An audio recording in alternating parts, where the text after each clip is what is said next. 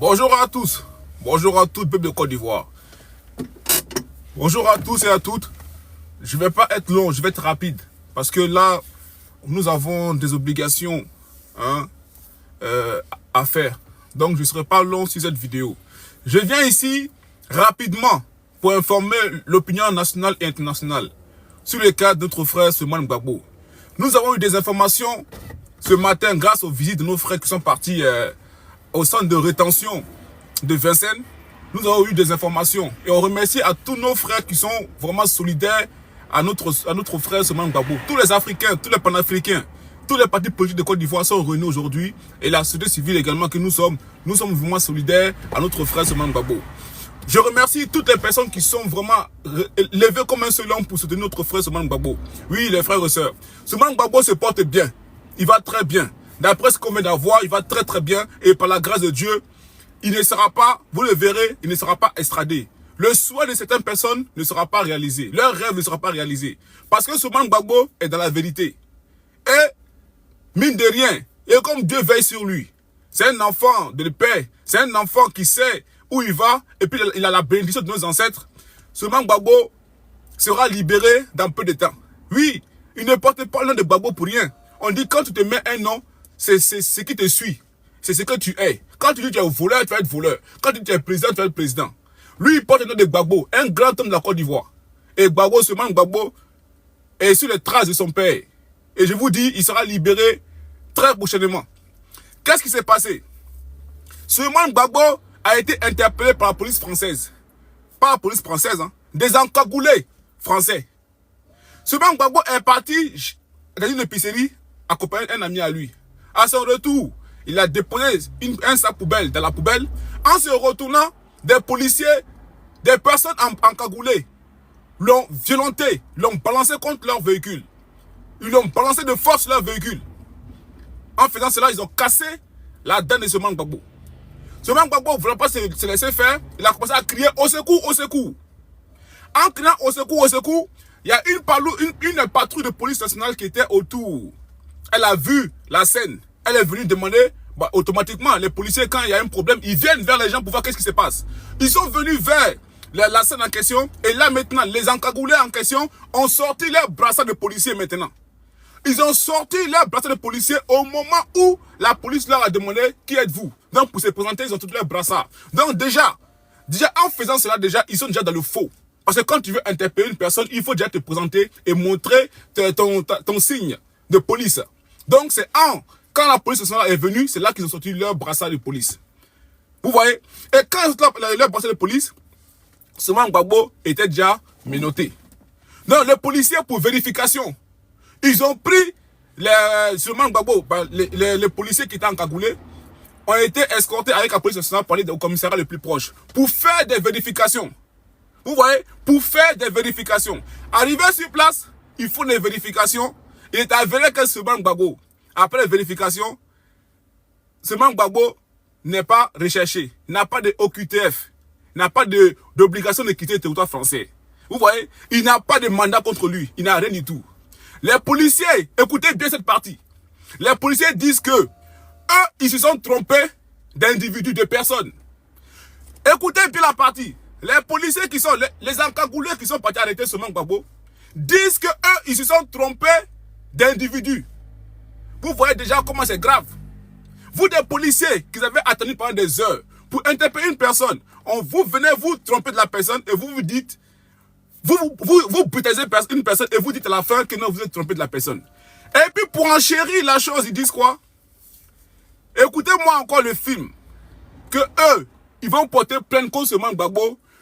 Écoutez, ils portent plainte contre Souleymane Gbagbo pour outrage et rébellion. C'est l'hôpital qui se fout de la charité. Vous allez interpeller une personne qui n'est pas celle qui doit être la personne. Vous la violentez, vous lui faites mal. Vous finissez, vous portez plainte contre la personne parce que vous savez que vous êtes vraiment coincé. Votre plan a échoué. Vous voyez?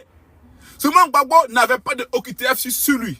Souleymane Gbagbo n'avait pas de sanctions administratives sur lui. Souleymane Gbagbo n'avait rien contre lui. Ils n'avaient rien contre lui. Ils voulaient juste l'arrêter, le foutre dans un avion au Bourget pour le foutre au Niouf en Côte d'Ivoire. Et voilà. C'est dans cette France-là que nous sommes.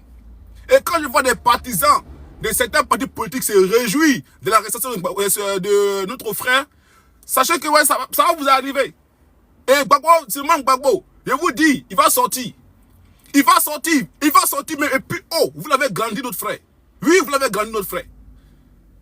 Donc, maintenant, après avoir fait cette disposition, après avoir merdé comme il se doit, la police nationale, comme ceux qui sont venus l'arrêter, ils font partie, ils sont au niveau de, comment dirais-je, c'est comme la BAC, la brigade anti-criminalité, la BAC qui l'a arrêté. Donc, eux là, la police nationale n'a pas de pouvoir sur eux. Donc, ils ont dit, prenez seulement Gbagbo, amenez-le au niveau du, comme ça là, de d'autres, comme ça là, tribunal de police de Paris. Arrivé au tribunal de Paris, le mercredi, ils ont fouillé, ils ont cherché à comprendre pourquoi ce Gbagbo est arrêté. Ce Gbagbo était dans le silence total. Pendant 24 heures, il n'a pas eu de chef d'accusation contre lui. C'est le lendemain, 24 heures après, ils veulent lui brandir un OQTF. Écoutez bien, ils n'ont pas de chef d'accusation contre lui. La seule chose qu'ils ont pu brandir, c'est une autorisation de quitter le territoire le jeudi là. Jeudi que là. C'est là qu'ils ont trouvé obligation de quitter le territoire. Ils ont mis ça sur notre frère, ce Gbagbo, le jeudi. Vous vous rendez compte de la mascarade? Vous vous rendez compte de la mascarade? Eux là, c'est jeudi qu'ils ont trouvé OQTF pour mettre notre frère. Vraiment, quand on vous dit que non, cette France là, elle est finie là. Vous croyez qu'on rigole? La France là, c'est fini à Bana. C'est fini, Péo. C'est fini. Et puis moi je me dis bien, est-ce que il n'y a pas une main noire derrière? Est-ce que, c'est une question que je pose, est-ce qu'il n'y a pas une main noire derrière? Parce que ce Gbagbo ne peut pas être comme ça, tout d'un coup, soudainement, brusquement, un matin, se lever comme ça, on va l'arrêter, oh, on s'est trompé de personne, et là, du coup, on a un OQTF sur lui, le jour même. Bon, toi, et l'âge là, hein, ça maudit que tu es. Moi là, hein, si j'explique ma vie, tu n'as pas parlé ici, tu n'as pas parlé des conneries que tu as mis comme ça. Bref. Donc là, ce Gbagbo aujourd'hui, il va très bien. Par la grâce de Dieu, il va très bien. Aujourd'hui, beaucoup de nos frères sont allés le voir. Moi, j'irai le voir demain. Ouais, demain, j'irai le voir. Et le lundi prochain, nous allons tous au tribunal de Clichy. Oui, on va au tribunal de Clichy. Et le juge aujourd'hui, là, va dire ce qu'il va faire là. On va voir. Ce qu'il va faire là, le lundi là, on va voir. On va voir qui est qui en France ici. On va voir qui est qui. On va voir si vous pouvez vous permettre de chasser les Ivoiriens comme ça, mais les Africains comme ça là, sans rien. Alors que ce Gbagbo a fait une demande de titre de séjour. Le titre de séjour, il a rendez-vous au mois de septembre. Le mois de septembre prochain, Souleymane Gbagbo, il y a le préfet de Nanterre a donné rendez-vous à Souleymane Gbagbo pour venir régulariser sa situation. Comment une personne qui a un rendez-vous à la préfecture de police en septembre a un OQTF le jeudi? Vous voyez comment ça ne va pas? Vous voyez comment ça ne va pas? Vous voyez comment le dossier est vide? Le dossier est incongru. Il n'y a rien. Tout est vide. Souleymane Gbagbo est en règle ici en France. Il a fait des demandes d'asile qui ont été refusées, normal. Parce que le gouvernement de Côte d'Ivoire a dit que la Côte d'Ivoire va bien. Donc, les demandes d'asile là ne sont pas acceptées ici en France. Vous avez demandé à beaucoup d'Africains, ce n'est pas accepté. La plupart des gens qui sont ici, leur demande d'asile c'est refusé. Donc, aujourd'hui où je vous parle, la France est dans un vrai problème. Souleymane Gbagbo leur a mis une épine sous le pied. Oui, Souleymane Gbagbo leur a mis l'épine sous le pied. Sur les pieds. Donc voilà, ils vont trouver vases et moyens pour pouvoir se blanchir de leur mascarade, de leur kidnapping, de leur tentative de meurtre. Parce que c'est une tentative de meurtre. C'est un kidnapping. Ça veut dire qu'ils ont voulu le kidnapper. Si la police nationale n'était pas là, ils allaient finir avec le frère. Ils veulent nous intimider, mais ils ne pourront pas nous intimider. Nous sommes vraiment très nombreux. En voulant nous étouffer, ils ne se rendent pas compte là, ils nous agrandissent. En voulant étouffer certaines voix qui portent, ils nous grandissent. Mon frère Souleymane Gbagbo, bon courage à toi. Ne t'abandonne pas. Nous sommes derrière toi. Nous te soutenons. Jour et nuit, nous sommes avec toi. Oui, jour que nous sommes avec toi. Parce que le combat que tu fais là, c'est un combat qui est vrai. Je vois ici les peuples maliens. Les Maliens, merci à vous. Maliens, je vous remercie les Maliens. Vraiment, le peuple malien a été solidaire. Depuis le premier jour qu'ils ont appris ça, jusqu'à aujourd'hui, les Maliens sont derrière. Je remercie également le peuple burkinabé, qui ont été vraiment massifs à venir soutenir ce Gbagbo. Je remercie aussi le peuple nigérien, parce qu'il faut dire ce qu'il en est. L'ARS a fait une solidarité derrière notre frère qui ne dit pas son nom. Une solidarité qui ne dit pas son nom. Mais Dieu merci. Dieu merci, vous avez compris que nous devons être tous solidaires. Ce Gbagbo sera libéré dans les jours à venir. Oui, soyez serein. Soyez serein, il sera libéré. Il lance des rétentions, illégalement. Parce que la police française, des encagoulés français, ont voulu l'envoyer en Côte d'Ivoire sans OQTF. Ils ont voulu le kidnapper, le faire taire, l'intimider. Mais au contraire, ils l'ont fait briller. Oui, ils l'ont fait briller. Parce qu'aujourd'hui, tout le monde parle que de notre frère Soumaïla Gbagbo. Tout le monde entier parle de Soumaïla Gbagbo. Donc aujourd'hui, nous sommes contents de vous dire aujourd'hui, soyez sereins, notre frère va très bien. Soumaïla Gbagbo va très bien. Et puis je le redis encore, je mets quiconque au défi pour dire que c'est faux. Soumaïla Gbagbo va très bien, c'est lui-même qui motive même les troupes. Depuis là où il est, c'est lui qui motive les troupes pour dire que lui va très bien. Ne baissez pas les bras. Continuez le combat. Même si peu importe ce qui va arriver, continuez le combat. Et je vais remercier ici sa bravoure. C'est un monsieur, malgré ses problèmes administratifs. C'est-à-dire que le monsieur a des problèmes administratifs en France. Mais il fait un combat pour défendre les sans-voix ici. Le monsieur n'a pas encore ses dossiers administratifs, mais il défend les Africains, il défend le peuple de Côte d'Ivoire, malgré les risques qu'il encourt. Vous vous rendez compte? Merci à toi, mon frère, Soumaïla Gbagbo. Tu es un combattant, un vrai. Tu le fais vraiment avec ton cœur. Tu ne le fais pas parce que tu as besoin d'argent. Tu ne le fais pas parce que tu veux par intérêt. Et non, mon frère. Des moutons du RHDP que Soumaïla Gbagbo n'a pas papier. Bande de bœufs. Vous êtes bêtes. Ce qui est arrivé à Soumaïla Gbagbo, ça va arriver à vos frères. Vous allez voir. Vous ne voyez pas qu'on refuse l'asile ici à vos frères ici en France. Ici, vous ne voyez pas. Ils ne vous disent pas ça. On leur refuse l'asile. Il n'y a plus asile en France ici. Il n'y a plus asile ici en France. On ne donne plus asile aux Ivoiriens. Hein. Je précise bien aux Ivoiriens. On ne donne plus. Maintenant, demandez aux Ivoiriens comment c'est chaud sur eux ici. On parle des avous, on fait politique. Moi là, étant de la société civile, je tiens à dénoncer l'injustice que nos peuples endurent. C'est normal.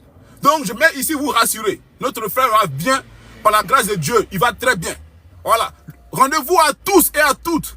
Le lundi là, qui arrive. Je crois que c'est lundi 3. Au tribunal de Clichy. Rendez-vous à tous là-bas. Rendez-vous tous. Lundi 3, au tribunal de Clichy. On va remplir le tribunal là. Je crois qu'ils vont nous recaler. Tellement qu'on sera beaucoup. Pour soutenir Soumaïla Gbagbo. Rendez-vous au peuple africain. Rendez-vous le lundi 3, au tribunal de Clichy. Ils vont comprendre que l'Africain va plus se taire. Que nous sommes massifs. Même si ceux qui ne parlent pas sont là également. Donc soyez présents. Soyez présents. Moi-même là, je serai là. À la première heure, je serai là. Je vous enverrai, je mettrai toutes les informations sur ma page. D'accord? Moi, à la première heure, je serai là. À la première heure, je serai debout. Parce que c'est un frère africain qui est injustement arrêté par la police française. Oui, qui est injustement intimidé. Mais cette intimidation ne marchera pas avec nous. Ne marchera pas avec nous. Donc, peuple de Côte d'Ivoire, peuple africain, soyez solidaires, soyez prêts. Le lundi, nous allons soutenir notre frère Soumaïla Gbagbo. Oui, parce que le juge va comprendre que derrière village, il y a un village. Ah ouais, derrière village là, les gens croient que non, nous là, quand on fait vidéo là, c'est parce qu'on est trop content. On aime trop monter notre visage sur Internet. Hein? Vous pensez que c'est parce qu'on aime trop montrer notre visage. C'est quand on vous montre là, c'est quand on vous montre là. C'est que le combat qu'on mène là, le combat il bouge, ça fait bouger toutes les lignes. Donc, peuple africain, peuple de Côte d'Ivoire, je vous remercie tous. Soyez prêts. Je vais mettre l'heure, l'adresse du tribunal de Clichy. Et soyez présents. Soyons tous présents. Massivement. Oui, une personne innocente qui n'a rien fait de mal. Qui a juste dénoncé certains tares de notre société. Ok? Ok, peuple de Côte d'Ivoire, merci à tout le monde. Merci, peuple africain. Merci à tout et chacun d'être présent ce lundi. Oui. Moi, je vais aller demain au centre de rétention, mais comme il y a trop de monde, ils demandent qu'on ne soit pas trop nombreux. Pour notre frère, on va essayer de minimiser au maximum hein, les attroupements devant les centres de rétention. Parce que si on va tous là, eux-mêmes ils sont dépassés là-bas. Le nombre de visites que notre frère Souman Gbagbo a eu là-bas, eux-mêmes ils disent, mais c'est qui ce monsieur? Eux-mêmes ils sont dépassés, ils se disent, mais c'est qui ce monsieur? Parce qu'ils n'ont pas eu l'habitude de voir ça. Vous voyez? Merci à tous nos frères et sœurs africains qui sont derrière Souman Gbagbo. Parce que même la police française, c'est-à-dire qu'au sein des rétentions, même ils sont dépassés. Ils n'ont jamais vu ça. Et pour eux, c'est un président même qui est là-bas. Pour eux, là-bas, là, c'est un président. La manière dont Gbagbo était, la manière qu'on allait voir Gbagbo à ces pays-là, c'est la même chose qui arrive à Souman Gbagbo là-bas. Tout le monde va les rendre visite. Tout le monde. Parce que le monsieur est de la vérité. Peuple africain, peuple de Côte d'Ivoire. Je vous remercie encore une fois. On va soutenir notre frère jusqu'à la fin. Oui, on va le soutenir. Donc, rendez-vous le lundi au tribunal de Clichy. Là, déjà, ils ont commencé à dire, à bloquer, à dire non, ils vont commencer à mettre des effectifs importants autour du tribunal de Clichy. Parce qu'ils se rendent compte que l'homme qui arrive là, c'est Gasson. L'homme qui arrive là, c'est Gasson. Parce que c'est Gasson qui est là-bas. C'est Gasson qui est là-bas. C'est Gasson qu'ils ont voulu mettre dans le problème. C'est Gasson qu'ils ont voulu mettre dans l'avion pour le ramener là-bas. Là, ils ont travaillé. On va les faire travailler. On va les faire bosser. On va les montrer que l'Afrique est unie. L'Afrique est soudée. Et personne ne pourra nous intimider, nous, peuple africain. Oui, Souman Gbagbo va très bien. Et je suis venu vous dire ça. Donc, soyez branchés, soyez connectés. Je vous ferai une vidéo très prochainement. Soit au centre de rétention, soit... En tout cas, je vous tiendrai au courant. D'accord, famille? Prenez soin de vous, que Dieu veille sur vous. Bon courage à tous les frères qui font le ramadan. Et j'espère que ce sera facile pour vous ce mois-ci. Et je vous dis à très bientôt pour vous donner la date, l'heure, exactement où on va se réunir pour soutenir notre frère au niveau du tribunal de Clichy. L'avocat va faire une apparition dans pas longtemps, donc soyez prêts. Soyez prêts, mes amis. Je vous aime tous. Soyez unis. L'Afrique ou la mort, nous vaincrons. L'Afrique ou la mort, nous vaincrons. Et nous allons vaincre. Oui, nous allons vaincre. Parce que nous sommes dans la vérité. L'Africain est dans la vérité et dans la vérité, nous serons toujours. Je vous aime. Prenez soin de vous. À très bientôt. Ciao, ciao.